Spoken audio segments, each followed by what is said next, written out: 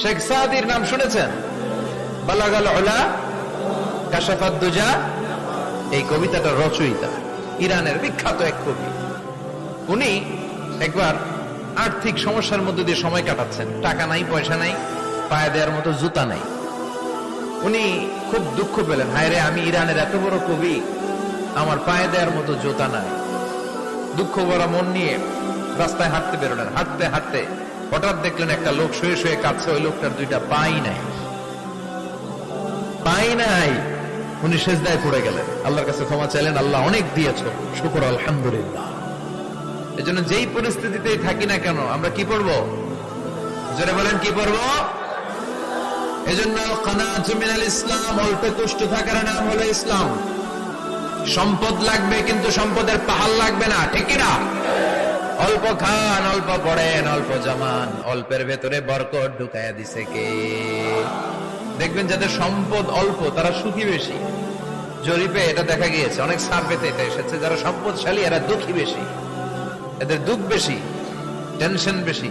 খুব স্বাভাবিক, টাকা যার বেশি রোগ তার বেশি, টাকা যার বেশি টেনশন তার বেশি, টাকা যার বেশি ঘরে শান্তি তার কম। আছে না নাই?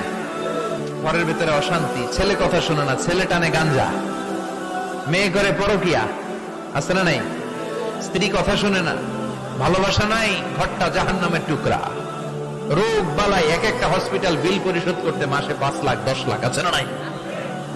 কিছু খেতে পারে না, ডাক্তার একেবারে ডায়েট মেনু বেঁধে দিয়েছে।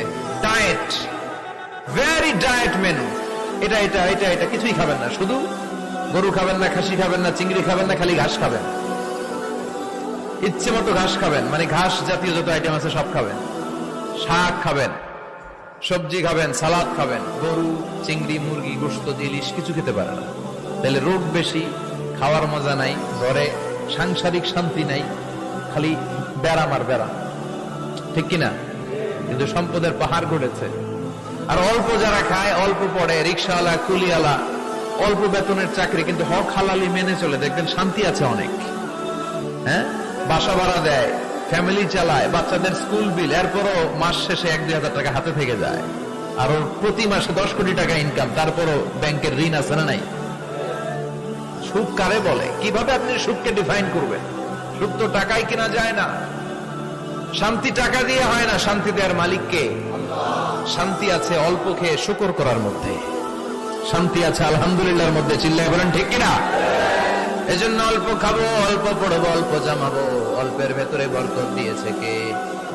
দেখেন, ধনী ভাইরা খেতে পারে না, কিন্তু রিক্সাওয়ালার কি সমস্যা হয়? রিক্সাওয়ালারা সব খেতে পারে। কুলিওয়ালা, দিন মজুর, এরা একেবারে স্লিম, সুঠাম দেহি, মেদহীন পেট, পেটে কোনো মেদ নাই, ভুড়ি নাই। আর কোটিপতিদের মেদ আছে না নাই? এত বড় বড় পেট, ঠিক কিনা? আমাদেরও পেট আছে, তবে হালাল পেট। এটা হারাম টাকা দিয়ে এই ভুড়ি বানাই নাই আমরা। ছিলে বলেন, ঠিক কিনা? রিক্সাওয়ালা, কুলিওয়ালা নিজেও নামাজ পড়ে, বউও নামাজ পড়ে, বাচ্চাটাও নামাজ পড়ে, রিক্সা চালায় আর জিকির করে লা ইলাহা। শেখ সাদির নাম শুনেছেন? বালাগাল উলা কাশাফাত দুজা, এই কবিতাটার রচয়িতা ইরানের বিখ্যাত এক কবি। উনি একবার আর্থিক সমস্যার মধ্যে দিয়ে সময় কাটাচ্ছেন।